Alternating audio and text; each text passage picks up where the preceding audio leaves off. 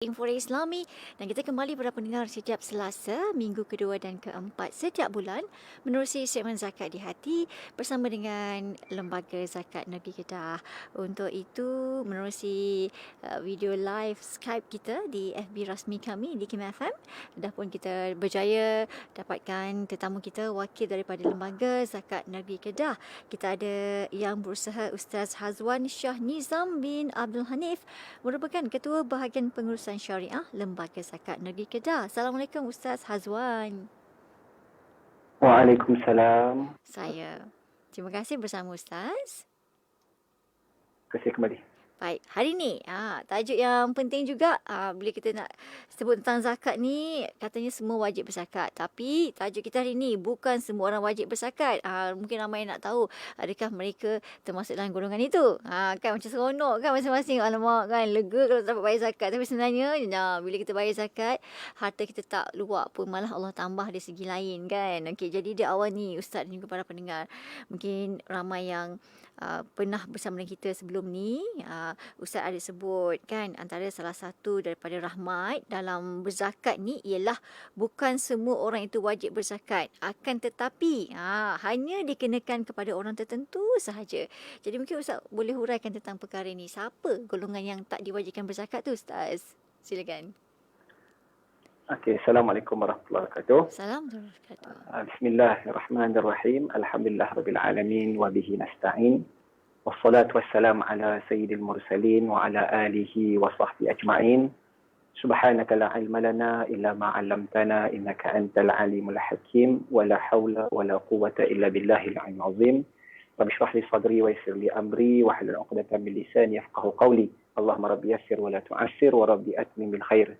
Masih pada DJ Siti, yang dihormati semualah yang mengikuti kita pada petang yang berbahagia ini, tuan-puan, sama ada melalui Radio Hakim ataupun melalui live di FB. Mudah-mudahan kita semua dirahmati dan diberkati oleh Allah Subhanahu Wa Taala. Bersyukur pada Allah pada petang ni dapat kita bertemu lagi dalam slot segmen Zakat di Hati ni. InsyaAllah petang ni kita akan bincang-bincang, kasih masing-masing sikit lagi berkaitan dengan zakat ini. Mudah-mudahan dengan sedikit perkongsian ini dapat manfaat bersama, insyaAllah. Okey, bila merujuk kepada soalan ataupun pertanyaan yang DJ Siti tanya sebentar tadi. Kalau kita tengok secara asasnya, bila kita sebut tentang berzakat, kita semua tahu dia adalah satu ibadat, dia adalah satu tuntutan agama, dan dia adalah satu yang kita kata secara hati manusia ni, dia rasa ni secara iman lemah ni, dia akan rasa berat. Sebab apa? Sebab duit yang dia cari, harta yang dia miliki, dia nak kena kongsi dengan orang.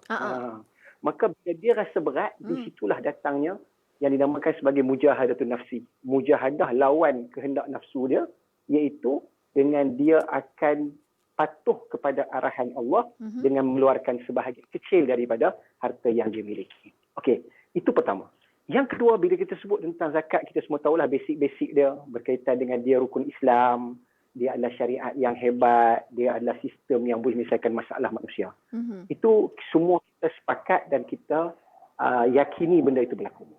Dalam masa yang sama, macam disebut oleh DJ Siti tadi, melalui persyaratan zakat, dia ada di sana beberapa tanda-tanda ataupun bentuk kepada rahmatnya Islam, rahmatnya syariat dalam dalam mewajibkan sesuatu persyaratan. Dengan maksud, bukan bila sebut kata disyariatkan zakat ni, nak kutip duit orang, nak tindas orang, nak ambil orang dah susah-susah buat kerja, orang dah susah-susah cari duit, nak ambil duit orang. Dia bukan begitu. Dia adalah satu persyaratan yang sangat adil, satu persyaratan yang cukup meraihkan, satu persyaratan yang akan memberikan keselesaan dan juga kemudahan kepada semua pihak. Bahkan Allah Ta'ala sendiri janji dalam Al-Quran dengan firman Allah Ta'ala, A'udzubillahi minasyaitonir rajim, wa ma ja'ala 'alaikum fid dini min haraj. Tidak dijadikan dalam urusan agama ini perkara-perkara yang akan membebankan. Maknanya, bila sebut tentang persyaratan zakat, dia bukanlah satu benda yang beban, akan ada di sana benda-benda yang pasti boleh kita laksanakan. Saya nak ulas sikit berkaitan dengan beban. Mungkin ada orang kata, Tak beban macam mana? Rasa kita nak keluar zakat tu rasa berat. Kita dah kerja teruk, kita dah rasa, kita dah buat macam-macam, tiba-tiba nak kena keluar, dia rasa berat. Sebenarnya bila sebut tidak ada beban, dia bukanlah tidak ada taklif. Taklif tu ada, tapi beban tu tak ada. Okey, dalam bahasa yang lain, saya nak cuba uraikan sikit. Bila kita sebut tentang Allah Ta'ala kata tidak ada haraj, iaitu tidak ada bebanan dalam agama, bermaksud tidak ada satu benda yang beban yang sampai dia tak mampu nak buat. Adapun taklif ni, kita kalau orang Melayu ni kita terjemah beban jugalah. Taklif ni sebenarnya beban yang mampu ditanggung oleh orang ataupun ditanggung oleh manusia. Ataupun dinamakan juga, ataupun kita boleh istilahkan tak bebanan yang ringan yang masih boleh ditampung ataupun ditanggung. Okey, saya nak buat analogi. Yang dikatakan taklif ni, yang dikatakan haraj ni, bebanan yang tidak boleh ditanggung ataupun yang tidak mampu ditanggung, yang tak ada dalam persyariatan, seperti contoh, apabila satu orang, kita katalah satu orang ayah. Ayah dia kata dekat anak dia, Abang Long contohnya, Abang Long tolong Ustaz, angkat kereta ayah yang dekat luar rumah tu. Dia suruh anak dia angkat kereta. Anak dia memang tak mampulah nak angkat kereta sebab anak dia seorang. Okey, maknanya anak dia kata kat ayah, saya tak mampu nak angkat kereta sebab kereta berat. Beban kereta tak boleh diangkat. Okey, situasi kedua, ayah dia kata, Abang Long, tolong angkat kerusi plastik kat depan tu. Angkat kerusi plastik. Abang Long ni tengah tengok TV. Dia kalau tengok TV, dia rasa berat tak nak pergi angkat kerusi plastik. Dia rasa berat. Tapi mampu tak dia angkat? Mampu. Di sinilah beban tu ada. Cuma beban dalam ruang dan konteks yang mampu dia buat. Cuma di situ dia kena lawan nafsu dia sikit. Dia kena lawan, dia tengok TV tu, dia kena pergi ambil angkat kerusi tu bawa. Gitulah maksudnya. Maknanya dalam ni tak ada bebanan yang sampai tak mampu buat. Adalah bebanan-bebanan yang sedikit. Yang bebanan sedikit tu sebenarnya mampu ditanggung oleh manusia. Itu yang dia dah katakan. Dalam persyaratan zakat pun sama, maka dia bukanlah satu benda yang berbebankan. Maka dengan sebab itulah, bila kita sebut tidak ada beban, zakat ni dia bukan kena pada semua. Bukan kena pada semua orang. Bukan kena pada setiap manusia sampai siapa yang beriman semua dibebani dengan zakat. Tak. Dia ada kumpulan-kumpulan tertentu, manusia-manusia tertentu yang akan dikenakan zakat. Saya nak buat macam contoh. Okey. Contoh bila kita tengok tentang takrifan zakat lah. Pengertian zakat secara umum. Banyak ulama memberikan pandangan, takrifan yang pelbagai, tapi semuanya menjurus kepada maksud yang hampir sama. Apa dia takrifan zakat? Secara umumnya kita boleh katakan bahawa maksud kepada takrifan zakat adalah ia ini mengeluarkan, maknanya satu kewajipan untuk kita keluarkan harta-harta yang tertentu ataupun mal makhsus, harta-harta yang khusus. Maksud dia apa? Bukan semua jenis harta. Harta-harta yang khusus saja, satu. Yang kedua, dengan kadar yang tertentu. Dengan kadar yang tertentu. Maknanya bukan semua kena, maknanya dia ada kadar yang khusus. Lepas tu pula pada waktu-waktu tertentu. Maknanya bukan sentiasa kena keluar. Maknanya ada waktu-waktu dia. Dan ditunaikan kepada golongan-golongan tertentu, maknanya ditunaikan kepada kumpulan yang telah ditentukan dengan syarat-syaratnya. Maknanya berdasarkan takrif ni pun, kita boleh dapat satu gambaran. Bahawasanya, bukan semua orang akan kena. Maknanya orang yang akan kena pertama sekali, orang yang ada harta-harta yang telah ditentukan oleh syarak saja. Bukan semua jenis harta. Mana ada harta yang dikenakan zakat, ada harta yang tak dikenakan zakat. Maknanya di sinilah orang yang memiliki harta, dia tengoklah. Kalau dia memiliki harta yang dikatakan sebagai harta yang zakawi ataupun mal zakawi, harta yang ada potensi ataupun ada ciri-ciri zakat, maka dia akan dikenakan zakat. Tapi siapa yang memiliki sebaliknya tak kena. Okey, saya nak buat contoh. Disebut oleh para ulama, ciri-ciri harta zakat ni ada dua. Secara umumnya ada dua. Pertama, benda itu harta, mal, benda yang ada nilai. Benda ada nilai. Yang kedua, dia ada ciri an-nama'. An-nama' ni berkembang. Atau sebagian ulama menamakan satu lagi, ataupun meletakkan satu lagi pecahan, iaitu salihiyatun lin-nama' atau qabilatun lin-nama'. Boleh menerima perkembangan. Maknanya harta-harta yang dia itu jenis bernilai, satu. Yang kedua, dia berkembang ataupun dia ada potensi berkembang. Harta jenis ni saja yang dikenakan zakat. Maka, orang yang ada harta jenis ni, contoh harta yang boleh berkembang seperti apa? Duit kupang. duit ringgit. Contoh macam emas perak. Contohnya macam binatang ternakan. Contohnya macam tanaman-tanaman. Maka itu dikenakan zakat sebab dia ada ciri-ciri harta pertama. Yang kedua, dia ada ciri berkembang. Itu pula kalau kita bincang dalam konteks fiqh pula, dia ada detail lagi. Berkembang tu pula dengan syarat-syarat lagi. Mazhab Syafi'i letakkan syarat dalam tanaman begini, mazhab Ibn letak mana. Itu semua adalah conclusion yang dibuat oleh para ulama yang mana difahami daripada keseluruhan hadis dan Al-Quran bahawasanya bukan semua jenis harta. Tapi harta-harta tertentu, harta-harta yang sebenarnya bukanlah membebankan manusia. Maknanya itu kalau kita tengok dari sudut harta zakawi itu sendiri. Maknanya dengan mengenali harta yang jenis kena zakat, kita dapat tahu bahawasanya bukan semua orang kena zakat. Contoh orang yang ada harta banyak tapi tak kena zakat. Contoh dia tengok harta yang tak berkembang. Harta tak berkembang seperti tanah. Orang yang ada tanah, orang yang ada bangunan. Kalau ikut dia punya aset pada tanah dia, yang dia beli tanah ataupun dia warisi tanah. Kira dia dapat harta pusaka, dapat tanah. Ada tok wan dia ataupun ayah dia meninggal ke, dia dapat dalam pusaka tanah. Harta yang dimiliki adalah bentuk tanah dan tanah tu orang kata tidak membuatkan hasil kepadanya. Contohnya dia tidak tanam apa-apa. Dia tak buat bendang kat situ ataupun dia tak jualkan. Walaupun nilai tanah tu nilai yang cukup tinggi. Bahkan kalau sampai nilai tanah tu jutaan ringgit, selama mana dia tidak dicairkan lagi. Selama mana dia tidak boleh mendatangkan hasil baru kepada tanah tu, maknanya tak ada pekerjaan pada tanah tu, maka dia tidak dikenakan zakat. Walaupun dia kira macam orang kaya lah, pasal dia ada tanah. Tapi bila benda tu bertukar, maknanya contohnya daripada tanah yang duduk saja, yang walaupun nilainya tinggi, tapi bertukar dalam bentuk diusahakan. Maka dia buat bendang contohnya.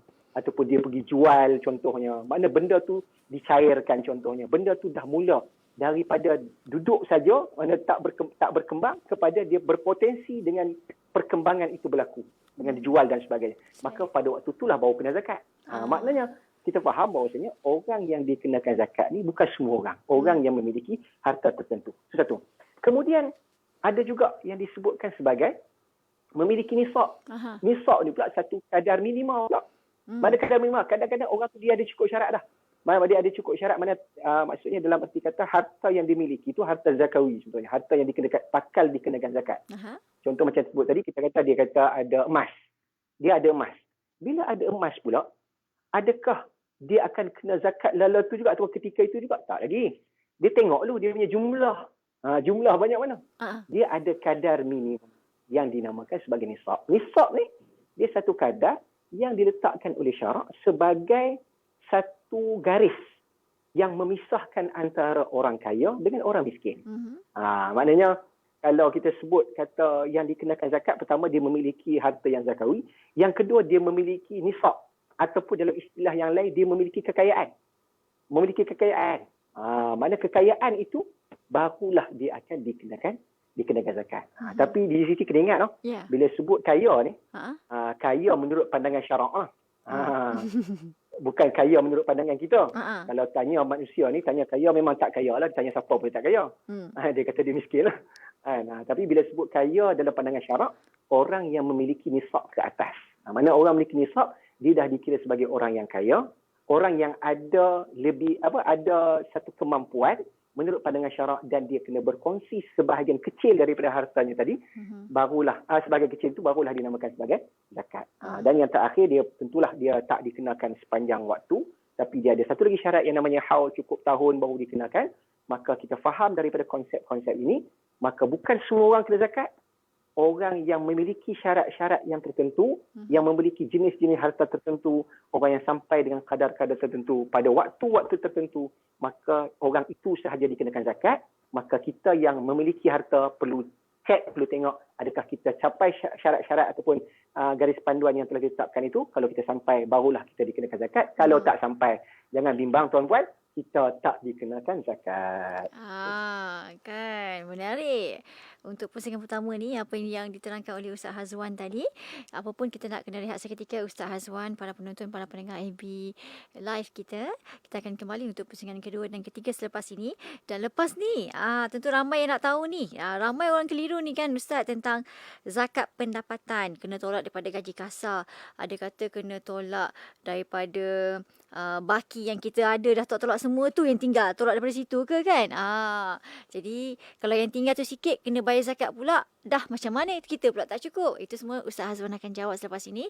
Jadi anda jangan ke mana-mana. Kita rehat sekejap je. Kembali selepas ini IKIM, Inspirasi Inforia Islami.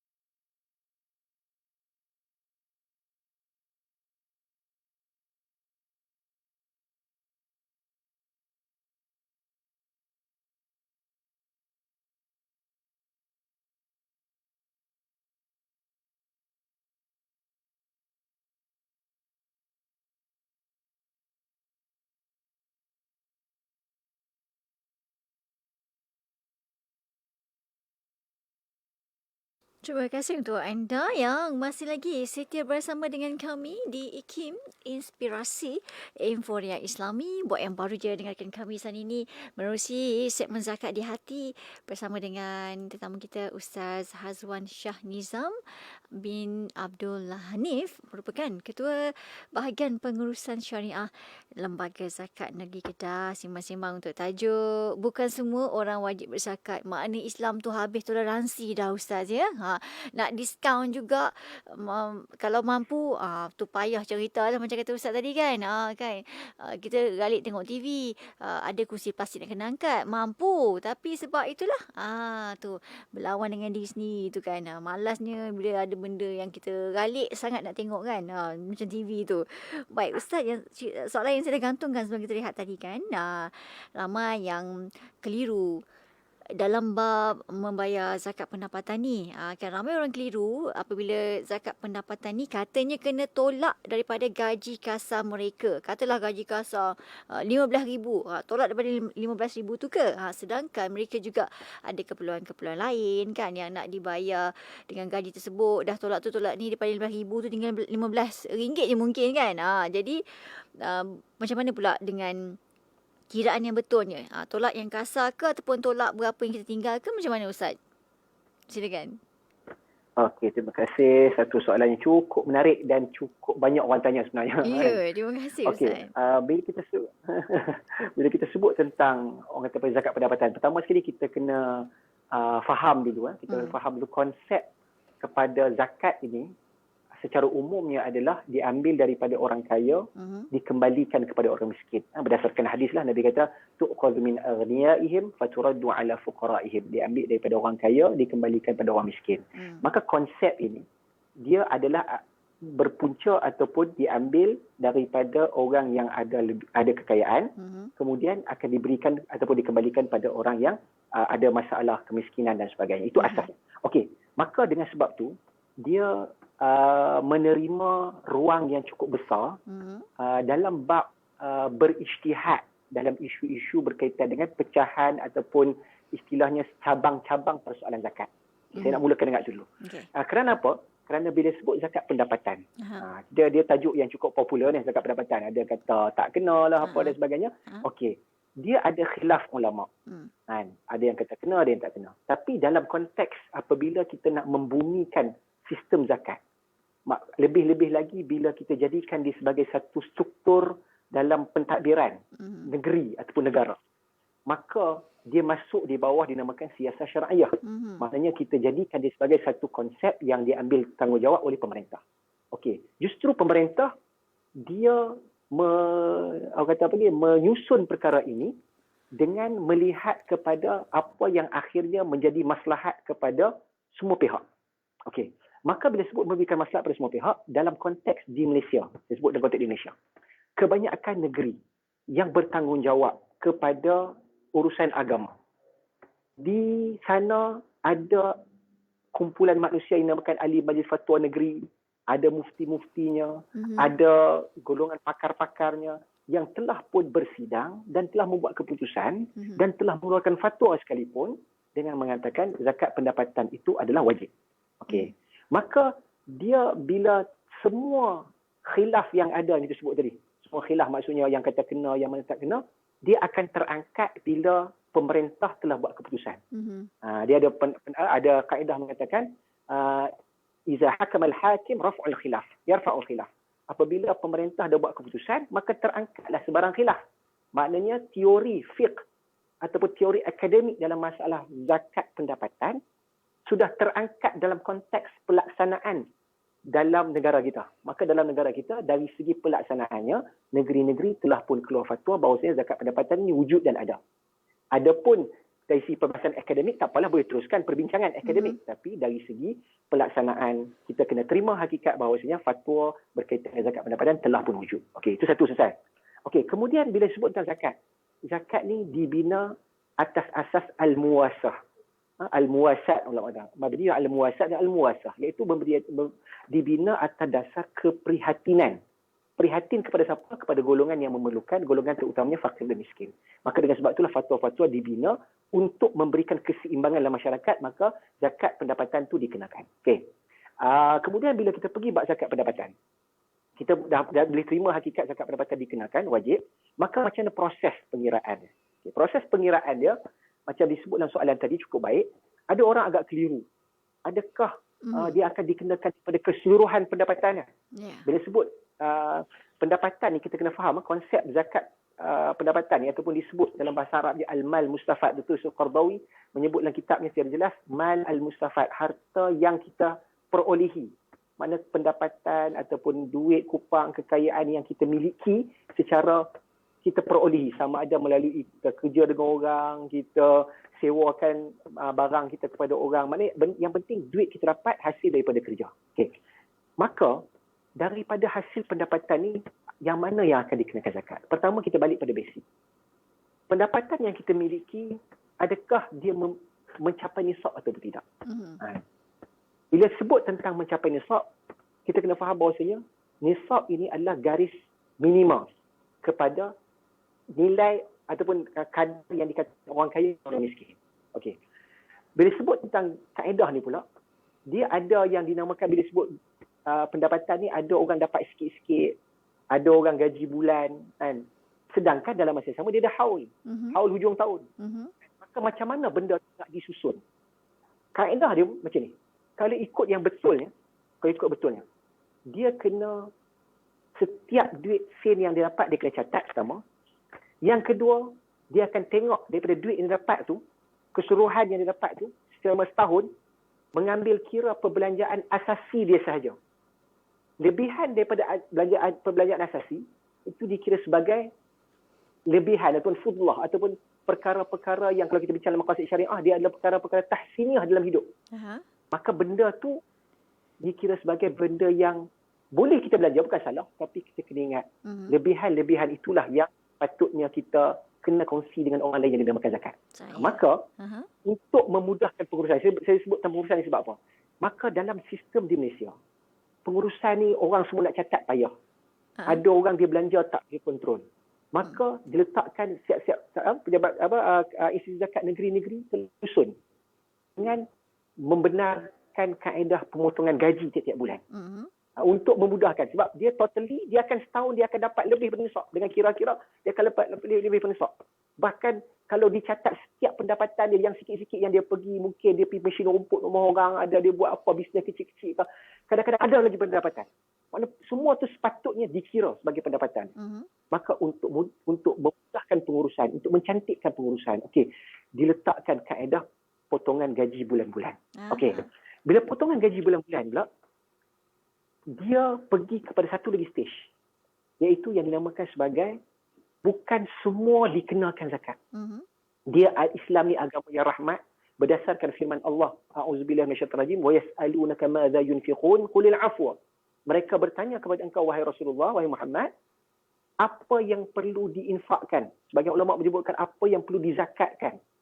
Qul al-afwa, katakanlah yang al-afwa ay al-fadla atau ziyadah, iaitu yang lebihan. Mana lebihan dikenakan zakat yang lebih daripada keperluan. Lebih daripada keperluan. Bila sebut lebih daripada keperluan inilah, saya nak pergi satu lagi. Maknanya berdasarkan ayat tadi, Islam membenarkan orang tu dapat sesuatu, dia ada keperluan hidup dia, dia boleh belanja, dia boleh guna, yang lebih tu baru dikenakan zakat. Okey, itu kita boleh terima. Tapi ada satu lagi kaedah. Ada satu lagi keadaan. Kita bila sebut lebihan, Yusuf Al-Qardawi dia ada bahas berkenaan dengan perkara yang berkaitan dengan kita hidup di zaman apa. Dia sebut tentang kita hidup di zaman kurangnya orang yang warak. Kurang orang yang berhati-hati dalam berbelanja. Maksud dia apa? Ramai orang yang dia belanja ikut suka. Dia kalau dapat gaji, kalau orang lelaki ni dia nak tukar apa? Dia nak tukar sport rim. Sport rim perlu kan untuk hidup dia? Soalan lah. Adakah itu keperluan ataupun itu sekadar nak memuaskan dia punya kepuasan hidup? Ada orang dia dah ada handphone. Dia nak tukar handphone baru pula. Sebab keluar model terbaru. Adakah perlu? Handphone lama rosak kan? Mungkin kadang-kadang tidak. Perbelanjaan manusia tidak boleh dikontrol. Sebab manusia ada kehendak. Boleh tak belanja? Boleh. Tak ada masalah. Tapi dalam konteks penolakan daripada pendapatan, penolakan maknanya nak tolak perbelanjaan asasi, para ulama yang membuat kesimpulan dan conclusion daripada masalah ini mengatakan yang dibenarkan tolak adalah tolakan perbelanjaan yang asasi. Perbelanjaan yang perlu saja. Maknanya yang betul-betul berkaitan dengan makan dia, pakai dia, tempat tinggal dia, pendidikan yang asas. Maknanya benda-benda asas ni boleh ditolak, baki daripada itu baru akan dikenakan zakat. Itu merupakan salah satu daripada kelonggaran syarak, kelonggaran agama melihat kepada bahawasanya bukan membebankan siapa-siapa. Dia tetap kena ingat. Dia dapat satu amount yang besar. Dia boleh belanja tak salah. Tapi kena ingat, kita sebut tadi, zakat disyariatkan untuk apa? Antaranya untuk mengimbangi ekonomi umat. Zakat adalah dibina atas keprihatinan kepada orang yang susah. Kalaulah semua kita serahkan kepada orang, semua kita serahkan pada setiap individu menentukan, dia akan kata semua tak cukup. Bulan ni dia beli sport ring, bulan depan dia tambah skirt pada kereta dia, bulan depan dia beli handphone baru, bulan sekali lagi tak tahulah dia tukar apa-apa. Ada je. Kalau perempuan dia ada je benda nak beli. Akhirnya dia akan kata tak cukup sentiasa. Maka di sini kita namakan siasat syariah. Pemerintah dia buat susun balik mana-mana kategori-kategori yang dikatakan sebagai al-hajah al-asliyah, keperluan asasi kepada seseorang, maka itulah item-item atau jumlah-jumlah. Dia bukan kata item, jumlah pun kena letak. Kalau tak letak jumlah, dia akan adanya pelanggaran ataupun dia akan belanja ikut suka, maka diletakkan oleh Institut Zakat Negeri-Negeri, ada dia punya kaedah masing-masing, kiraan masing-masing, maka dibenarkan tolakan. Setelah ditolak itu barulah akan dikenakan zakat. Itu pun orang kata apa ni, kaedah tolakan itu sebenarnya kadang-kadang kita fikir juga, itu yang jenis ada atas kiraan berdasarkan atas kertas, maksudnya yang orang ada pendapatan yang tetap, gaji bulan dia, okey. Tapi ada orang yang dia mungkin macam saya sebut tadi, dia dapat lagi, dia buat bisnes kecil-kecil, dia ada lagi, dia buat perkhidmatan apa-apa, sepatutnya kena catat semua, kan? Sepatutnya kena kira semua. Barulah kita dapatkan satu amount yang besar, di situlah dapat kita nilai dengan nilai yang sebenar. Tapi di situlah, maka dengan sebab itulah pihak pusat zakat banyak negeri-negeri juga yang saya faham dan percaya, mereka meletakkan satu lagi option. Satu lagi option yang memberikan pilihan sebenarnya, pilihan kepada mana-mana pembayar zakat yang dia mungkin dia nak warak sikit, dia rasa bimbang, takut-takut ada benda yang dia ni dapat lebih tapi tak masuk dalam kira-kira, maka dia guna kaedah menolak ataupun menggunakan kaedah dikeluarkan zakat daripada keseluruhan gaji dia. Dia tak buat tolakan langsung. Sebab dia anggarkan kalau dia tolak, sebab ada lagi hak masuk dia tak kira. Ada hak masuk sikit-sikit tu dia tak masuk dalam kira-kira. Maka untuk atas dasar warak, atas dasar ihtiyat, atas dasar berhati-hati, dan ini bukan paksaan, dia boleh pilih sendiri, dia boleh pilih untuk dia bayar lebih. Dan ulama mengatakan kalau zakat kita bayar, orang kata bayar lebih, tak mengapa, sebab yang wajib akan dikira, yang lebih tu dikira sunat. Baik. Yang kita bimbang takut tak cukup. Takut tak cukup tu kita bimbang. Kan, patutnya katalah kena RM1,000, dia keluar RM1,200. RM1,000 dikira zakat, RM200 kira sedekah. Yang bimbang kena RM1,000 tapi bayar RM900, tak cukup RM100. Takut-takut benda tu yang akan jadi dipersoalkan di hari akhirat kelak. Wallahualam. Baik, kita rehat seketika, kembali untuk kesimpulan selepas ini. Jadi anda teruskan setia bersama dengan kami.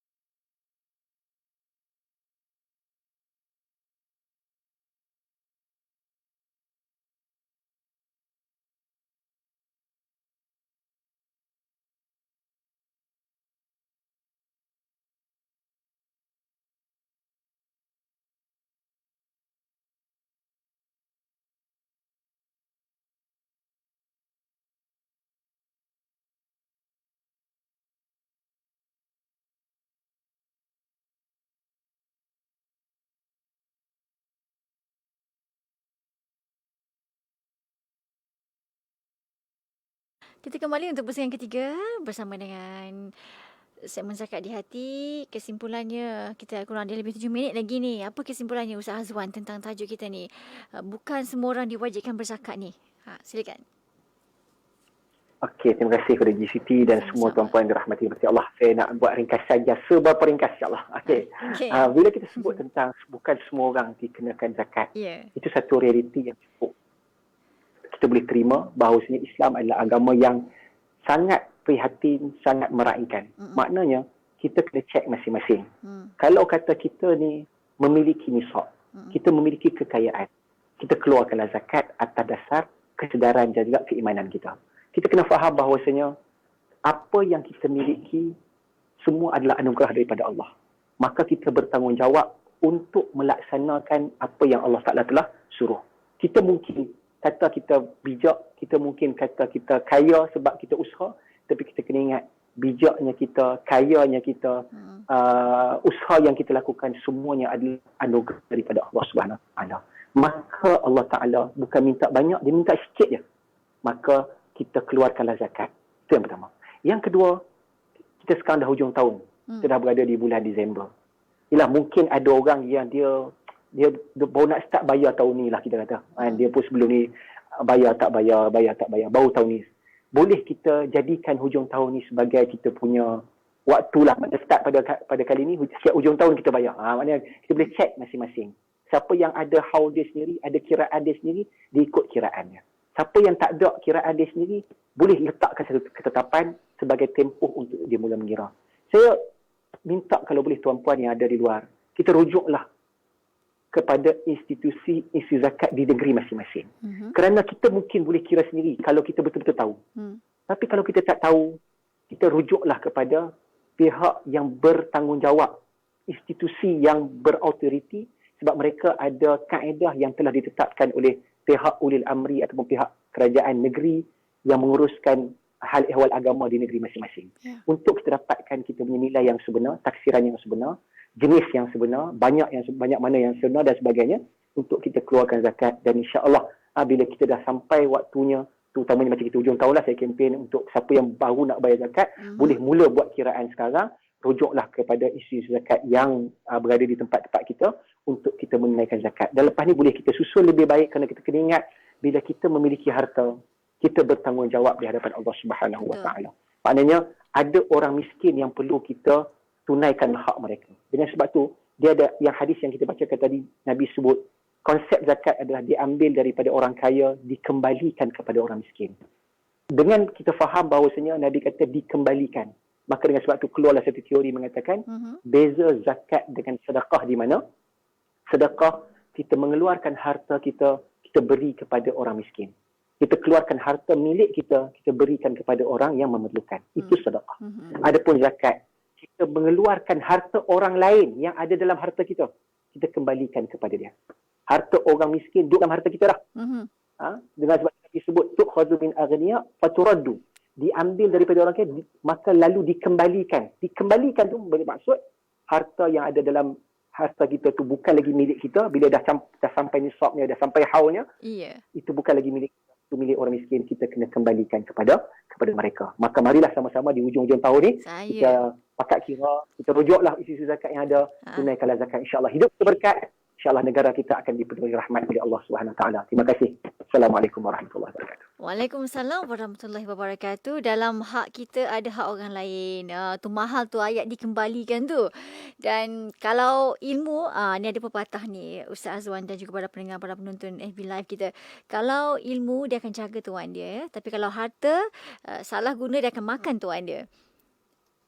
Baik, terima kasih tetamu saya yang berusaha Ustaz Hazwan Shah Nizam Abdul Hanif, merupakan Ketua Bahagian Pengurusan Syariah daripada Lembaga Zakat Negeri Kedah menerusi segmen Zakat di Hati. Terima kasih Ustaz Hazwan dan juga para pendengar yang bersama dengan kita. Mungkin moga banyak manfaat dan juga kesedaran yang akan timbul selepas ini untuk semua orang menunaikan kewajipan dan mengembalikan hak orang lain dalam hak kita. Terima kasih, jumpa lagi. Assalamualaikum. Terima kasih kembali. Waalaikumsalam warahmatullahi wabarakatuh. Dan sekian daripada saya Siti Rohani Surani. Assalamualaikum warahmatullahi wabarakatuh.